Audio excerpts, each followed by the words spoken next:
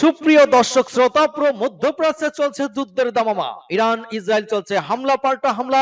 Iran সমর্থিত Hezbollah একের পর এক ইসরায়েলে হামলা করেই যাচ্ছে। মার্কিন নির্বাচনের দিনে আমেরিকার সবচেয়ে বড় ঘাঁটিতে ক্ষেপণাস্ত্র হামলা করে ধ্বংসলীলায় পরিণত করেছে। ইতিমধ্যে আমেরিকা বোমারু বিমান ইসরায়েলে দিতে অঙ্গীকার করেছে। ডোনাল্ড ট্রাম্প প্রেসিডেন্ট হিসেবে ক্ষমতা গ্রহণ করতে যাচ্ছেন। এক্ষেত্রে নব্য মার্কিন প্রেসিডেন্ট ইহুদিদের পক্ষ নেবেন নাকি মুসলমানদের অপক্ষে অবস্থান নেবেন? সুপ্রিয় দর্শক, আমাদের হাতে পাওয়া সর্বশেষ আন্তর্জাতিক সংবাদে শুরুতেই থাকবে সংবাদ শিরোনাম পরে বিস্তারিত। ইসরায়েলের গভীরে হিজবুল্লাহর মুহুর্মুহু রকেট হামলা। আরো বিস্তারিত জানিয়ে দিব। লেবানন নিয়ে বেকায়দায় ইসরায়েল সেনারা, দক্ষিণ লেবানন থেকে কয়েক ব্রিগেডের ইসরায়েল সেনা প্রত্যাহার। ইরানের বিরুদ্ধে দুঃসাহসিক পদক্ষেপের পরিণতির ব্যাপারে ইসরায়েলকে তুরস্কের সতর্কবার্তা। আরো জানিয়ে দিব, হিজবুল্লাহ শক্তিতে ইসরায়েলের ভারতের ব্রিটিশ সেনারা আতঙ্কে এবং বিস্ময়। এদিকে ইসরায়েলি প্রতিরক্ষা মন্ত্রী বরখাস্ত, নেতানিয়াহু নিজের ঘরেই আগুন। মার্কিন নির্বাচনী খেল খতম, অভিযোগ অস্বীকার রাশিয়ার, প্রেসিডেন্ট হিসেবে রেকর্ড গড়লেন ট্রাম্প। এবং সর্বশেষে জানিয়ে দিব, উত্তপ্ত মধ্যপ্রাচ্য সিরিয়ায় আমেরিকার সবচেয়ে বড় ঘাঁটিতে ক্ষেপণাস্ত্র হামলা। এতক্ষণ শুনছিলেন সংবাদ শিরোনাম, এখন বিস্তারিত। তবে তার আগে অনুরোধ থাকবে, এই ভিডিওতে একটি লাইক দিন এবং কমেন্টস করে জানিয়ে দিন আপনি কোন জেলা থেকে বা কোথা থেকে আমাদের সাথে যুক্ত রয়েছেন। এবং সংবাদের সর্বশেষ গুরুত্বপূর্ণ আপডেট পেতে চ্যানেলটি সাবস্ক্রাইব করে আমাদের সঙ্গেই থাকুন। ধন্যবাদ। ইসরায়েলের গভীরে হিজবুল্লাহর মুহুর্মুহু রকেট হামলা। উত্তর ইসরায়েলের গভীর কয়েক ডজন রকেট হামলা চালানোর দাবি করেছে লেবাননের সশস্ত্র গোষ্ঠী হিজবুল্লাহ। রাতে ওই অঞ্চলের হাইফা শহরের পূর্ব দিকের রামাত ডেভিড বিমান ঘাঁটি লক্ষ্য করে রকেট হামলা চালানো হয়েছে বলে আল জাজিরার প্রতিবেদনে বলা হয়েছে। হিজবুল্লাহর দাবি সত্য হলে গত অক্টোবর থেকে উভয় পক্ষের মধ্যে পাল্টাপাল্টি রকেট এবং বিমান হামলা শুরু হওয়ার পর ইসরায়েলের সবচেয়ে গভীরে এটাই ছিল গোষ্ঠীটির প্রথম রকেট হামলা।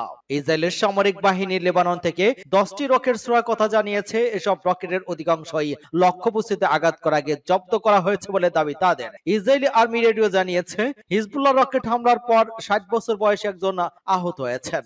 এর আগে শনিবার সন্ধ্যায় দক্ষিণ লেবানন জুড়ে কয়েকশো বিমান হামলা চালিয়েছে ইসরায়েল। হিজবুল্লাহ সম্ভাব্য হামলা ব্যর্থ করতে ওই হামলা চালানো হয়েছে বলে জানানো হয়েছে। এক বিবৃতিতে হিজবুল্লাহ জানায়, এবার তারা তথাকথিত ফাদিয়া 1 ফাদিয়া 2 রকেট ছুড়েছে। গত কয়েক মাসে তারা ইসরায়েলের দিকে যে সব রকেট ছুড়েছিল তা ছিল দ্বিতীয় বিশ্বযুদ্ধের সময়কার সোভিয়েত রাশিয়ার তৈরি কাতিওসা রকেট। লেবানন জুড়ে হামাস সদস্যদের ব্যবহার করা কয়েক হাজার তারহীন যোগাযোগ ব্যবস্থা, পেজার এবং ওয়াকিটকিতে সব বিস্ফোরণের ঘটনা ঘটে। লেবানন সরকার হিজবুল্লাহ দাবি, ইসরায়েলি বৈদ্যুতিক বার্তার মাধ্যমে ওই বিস্ফোরণ ঘটিয়েছে। যদিও ইসরায়েল এই বিষয়ে এখন পর্যন্ত কোনো মন্তব্য করেনি। দুদিনের বিস্ফোরণে সাধারণ মানুষ সহ সশস্ত্র গোষ্ঠীর 37 জন নিহত হয়েছে, আহত হয়েছে প্রায় 3000। এরপর গত শুক্রবার লেবাননের রাজধানী বৈরুতের দক্ষিণের শহরতলিতে ব্যাপক বিমান হামলা চালায় ইসরায়েল। এতে হিজবুল্লাহ এক শীর্ষ কমান্ডার সহ অন্তত 38 জন নিহত এবং কয়েকজন আহত হয়। লেবানন নিয়ে বেকায়দায় ইসরায়েল সেনারা, দক্ষিণ লেবানন থেকে কয়েক ব্রিগেডের ইসরায়েলি সেনা প্রত্যাহার।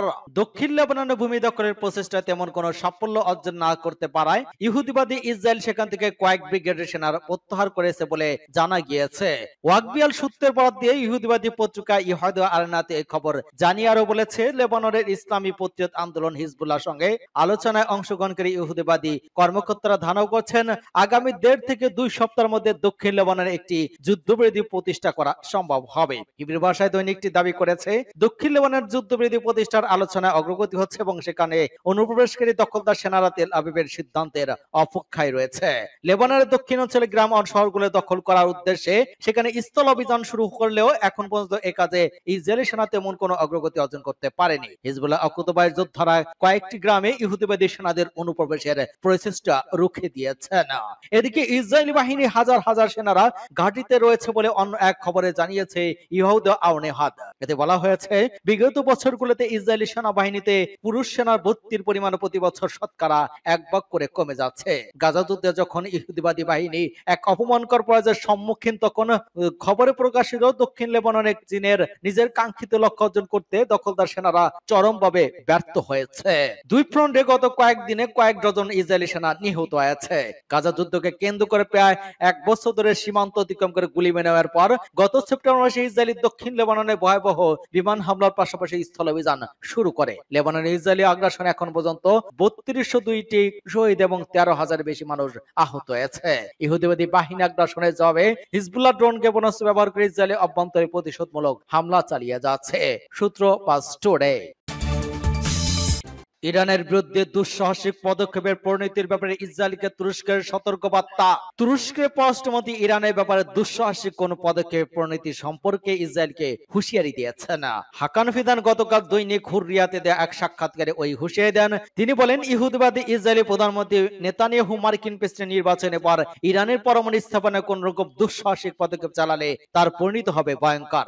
সেরকম পদক্ষেপের ফলে অন্যান্য দেশে যুদ্ধ ছড়িয়ে পড়তে পারে বলে মন্তব্য করেছেন। বার্তা সংস্থা ইরানের উদ্ধৃতি দিয়ে পাঁচ টুডে আরো জানায়, ফিদান গাজা যুদ্ধ সম্পর্কে কথা বলেন। তিনি বলেন, ইসরায়েল গাজাবাসী ফিলিস্তিনদের জোরপূর্বক মিশরে সরিয়ে নিতে চায় এবং পশ্চিম তীরের অধিবাসীদেরকে জর্দানে চলে যেতে বাধ্য করতে চায়। তাদের ওই পরিকল্পনা বাস্তবায়ন করার লক্ষ্যে আঞ্চলিক শান্তি এবং স্থিতিশীলতা আরো বিনষ্ট করে পুরো এলাকা অস্থির করে তুলতে চায়। তুরস্কের পররাষ্ট্রমন্ত্রী গত বছর ফিলিস্তিন প্রতিরোধ সাথে আলোচনায় নেতানিয়াহুর ব্যর্থতা দেখে ইঙ্গিত করে বলেন, ইসরায়েল তার সামরিক লক্ষ্য চরিতার্থ করার জন্য আলোচনার সুযোগকে কাজে লাগিয়ে মূলত সময়ক্ষেপণ করতে চায়। হিজবুল্লাহ শক্তিতে ইসরায়েলি ভারতে ব্রিটিশ সেনারা আতঙ্ক এবং বিস্ময়। ব্রিটিশ দৈনিক টাইমসের স্বীকারোক্তি অনুযায়ী লেবাননে হিজবুল্লাহর বিরুদ্ধে যুদ্ধে ইহুদিবাদী সেনাবাহিনীতে অংশ নিয়েছে সে দেশের নাগরিকরা। মেহের বার্তা সংস্থার বরাদ্দে পাঁচ টুডে জানিয়েছে, ইহুদিবাদী সেনাবাহিনীতে অংশ নেওয়া এক ব্রিটিশ সেনা স্বীকার করেছে লেবাননে হিজবুল্লাহর বাহিনীর সাথে যুদ্ধ করা দুঃস্বপ্নের মতো। ওই ব্রিটিশ নাগরিক জানান যে দিনগুলিতে তিনি দক্ষিণ লেবাননে ছিলেন, জীবন মৃত্যুর মধ্যে লড়াই করছিলেন। ইসরায়েলি সেনাবাহিনীতে ভারতের ব্রিটিশ সেনার ইউসি লেবাননে হিজবুল্লাহর যোদ্ধাদের উচ্চ প্রতিরক্ষা সক্ষমতার কথা উল্লেখ করেছেন। তিনি বলেছেন যে দিনগুলোতে সে দেশের দক্ষিণে ছিলেন, ৩ ঘন্টার বেশি ঘুমাতে পারেননি, এক মুহূর্তের জন্য তার বুলেট প্রুফ পোশাকের বুলেট খোলেননি। তিনি স্বীকার করেছেন যে হিজবুল্লাহ বাহিনী নিঃসন্দেহে সেরা এবং অভিজাত। এই ব্রিটিশ সেনার বক্তব্য অনুযায়ী দক্ষিণ লেবাননে অভিযানকারী ইসরায়েলি সেনাবাহিনী একটি ডিভিশনে ২০০০ ইহুদিবাদী সেনা ছিল। তার মধ্যে বেশ কয়েকজন সেনা হিজবুল্লাহর ক্ষেপণাস্ত্র এবং ড্রোন হামলায় নিহত হয়েছিল। ইহুদিবাদী ইসরায়েলি গবেষণা কেন্দ্র আলমা এক প্রতিবেদনে লিখেছে, ২০২৪ সালের অক্টোবর লেবাননে হিজবুল্লাহ হামলার গত এক বছরের তুলনায় ৪ গুণ বেড়েছে। গত মাসে ১১৫৮ বার হামলা হয়েছে বলে প্রতিবেদনে উল্লেখ করা হয়েছে। ইসরায়েলের প্রতিরক্ষা মন্ত্রী বরখাস্ত, নেতানিয়াহু নিজের ঘরেই আগুন। পারস্পরিক আস্থার অভাবের কথা উল্লেখ করে প্রতিরক্ষা মন্ত্রী ইয়োব গ্যালান্টকে বরখাস্ত করার ঘোষণা দিয়েছেন ইসরায়েলি প্রধানমন্ত্রী বেনিয়ামিন নেতানিয়াহু। সংবাদ মাধ্যম টাইমস অফ ইসরায়েল এক প্রতিবেদনে এই তথ্য নিশ্চিত করেছে।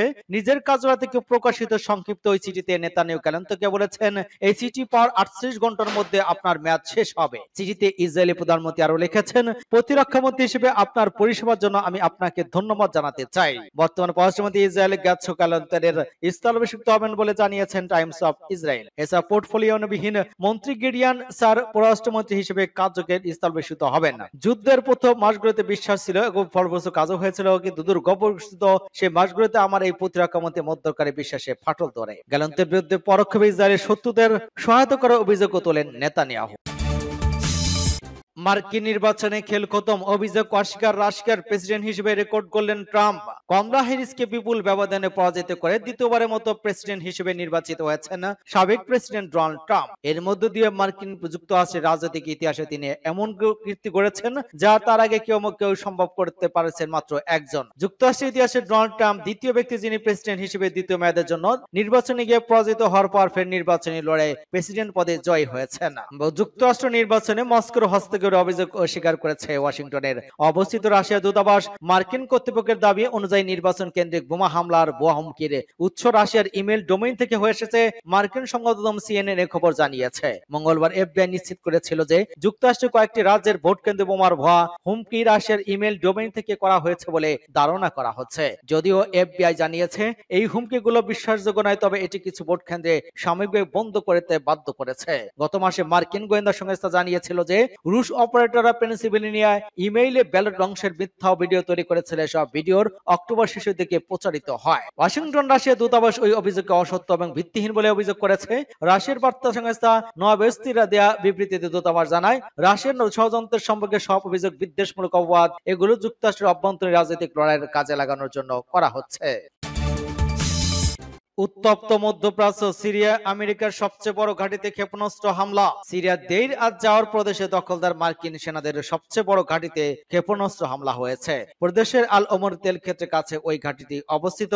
লেবাননের আল মাদিন টেলিভিশন চ্যানেল জানিয়েছে, মধ্যপ্রাচ্যের প্রতিরোধকামী সংগঠনগুলো কয়েকটি ক্ষেপণাস্ত্র দিয়ে মার্কিন গাড়িতে ওই হামলা চালিয়েছে। আল মাদিন আর জানিয়েছে, হামলার পর গাড়ি থেকে কালো ধোঁয়ার কুণ্ডলি উঠতে দেখা গিয়েছে। আল ওমর তেল ক্ষেত্রের কাছে অবস্থিত ওই ঘাঁটিটি সিরিয়ার মার্কিন সেনাদের সবচেয়ে বড় ঘাঁটি, যেখানে মাঝে মধ্যেই বিভিন্ন প্রতিরোধকামী সংগঠন হামলা চালিয়ে থাকে।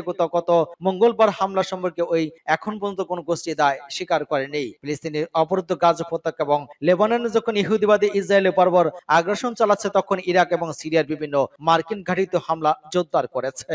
প্রতিরোধকামী সংগঠনগুলো দাবি করেছে, গাজার প্রতি সংহতি জানিয়ে তারা মার্কিন ঘাঁটিতে হামলা চালাচ্ছে। এসব সংগঠন বলেছে, গাজা গণহত্যা চালানোর ব্যাপারে ইহুদিবাদী ইসরায়েলকে অন্ধ সমর্থন দিয়ে চলেছে আমেরিকা। সূত্র পাঁচ টুডে।